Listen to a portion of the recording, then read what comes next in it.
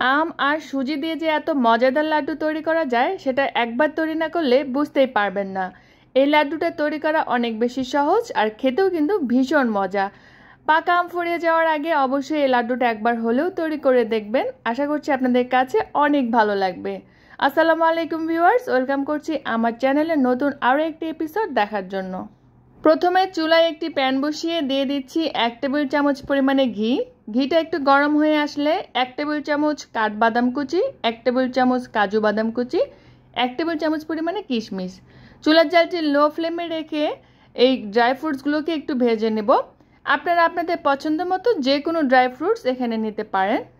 কিছুক্ষণ ভাজার পরে ড্রাই ফ্রুটসগুলো যখন এরকম সুন্দর একটি কালার চলে আসবে আর অ্যারোমা ছড়াবে, এই পর্যায়ে তুলে নেব। এরপরে আরও 1 টেবিল চামচ পরিমাণে ঘি দিয়ে দিচ্ছি। দিয়ে দিব 1 কাপ পরিমাণে সুজি।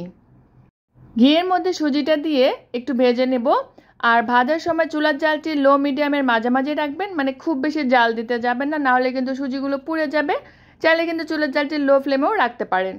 প্রায় 2 মিনিটের মতো সুজিগুলো একটু ভেজে নিয়ে দিয়ে দিচ্ছি 1/4 কাপ পরিমাণে ডেসিকেটেড কোকোনাট।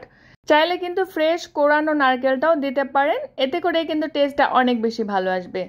নারকেল আর সুজিগুলো হালকা একটু ভেজে নেব প্রায় 2 থেকে 3 মিনিটের জন্য। সুজিগুলো যখন মুচমুচে একটু ভাপ চলে আসবে, এই পর্যায়ে তুলে নেব। এরপর ফ্রাইং প্যানে দিয়ে দিচ্ছি 1 কাপ পরিমাণে ম্যাঙ্গো পিউরি। চেষ্টা করবেন মিষ্টিযুক্ত আমটা নিতে, এতে করে কিন্তু টেস্টটা ভালো আসবে। আর আমটা খুব ভালো মতো স্মুথলি ব্লেন্ড করে নিতে হবে। সামান্য একটু পানি আর 1/2 কাপের মতো চিনি দিয়েছি। পারলে চিনিটা একটু বাড়িয়ে দেবেন, কিন্তু কম দেওয়া যাবে না, নাহলে কিন্তু টেস্ট ভালো আসবে না।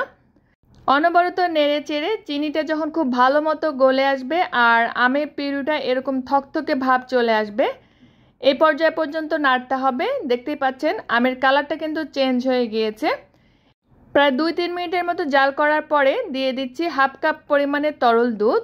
দুধটাকে আমি আগে থেকেই জাল করে ঠান্ডা করে রেখেছিলাম। লাড্ডুর টেস্টটা আরও একটু বাড়ানোর জন্য দিয়ে দিচ্ছি 2 চা চামচ পরিমাণে গুঁড়ো দুধ।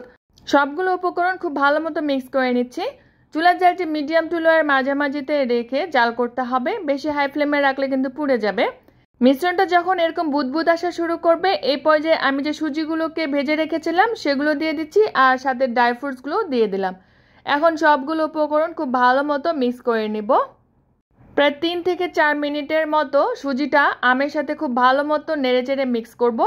এরই মাঝে দেখতে পাবেন যে সুজিটা একদম ড্রাই হয়ে যাবে আর সেদ্ধ হয়ে যাবে।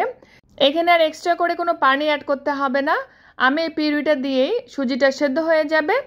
3 থেকে 4 মিনিট এভাবে অনবরত নাড়াচাড়ার ফলে যখন সুজিটা পাতিলের গা ছেড়ে উঠে আসবে আর একটু শক্ত শক্ত ভাব হয়ে আসবে, এ পর্যায়ে বুঝতে হবে যে মিশ্রণটা লাড্ডু তৈরির জন্য একেবারে পারফেক্ট। ঠিক এই পর্যায়ে নামিয়ে নেব। অন্য একটি পাত্রে নিয়ে নিচ্ছি, কিছুটা ঠান্ডা হওয়ার জন্য অপেক্ষা করব। মিশ্রণটা যখন হাত দিয়ে ধরতে পারবেন, ঠিক এমন গরম থাকা অবস্থায় হাতে সামান্য একটু ঘি মেখে নিয়ে পরিমাণ মতো একটু মিশ্রণ নিয়ে তারপরে লাড্ডু শেপ করতে হবে। প্রথমে এক হাতের সাহায্যে এভাবে একটু চেপে চেপে লাড্ডুর মতো করে, তারপরে চাইলে 2 হাতের তালুতে নিয়ে সুন্দর গোল মসৃণ এই লাড্ডুগুলো তৈরি করে নিতে পারেন। এভাবে করেই আমি সবগুলো লাড্ডু তৈরি করে নিয়েছি আর প্রত্যেকটাই কিন্তু একেবারেই মসৃণ সুন্দর হয়েছে, কোনো রকমের ক্র্যাক নেই। সুজির হালুয়ার একটু ডিফারেন্ট টেস্ট পেতে চাইলে আম সুজির এই লাড্ডুটা ট্রাই করতে পারেন। চাইলে সকালের নাস্তায় অথবা বাচ্চার স্কুলের টিফিনেও কিন্তু দিতে পারেন, সবাই অনেক বেশি লাইক করবে। ভিডিওটি ভালো লাগলে প্লিজ একটি লাইক করবেন, কমেন্ট করবেন, সেই সাথে আমার চ্যানেলের সঙ্গেই থাকবেন। আল্লাহ হাফেজ।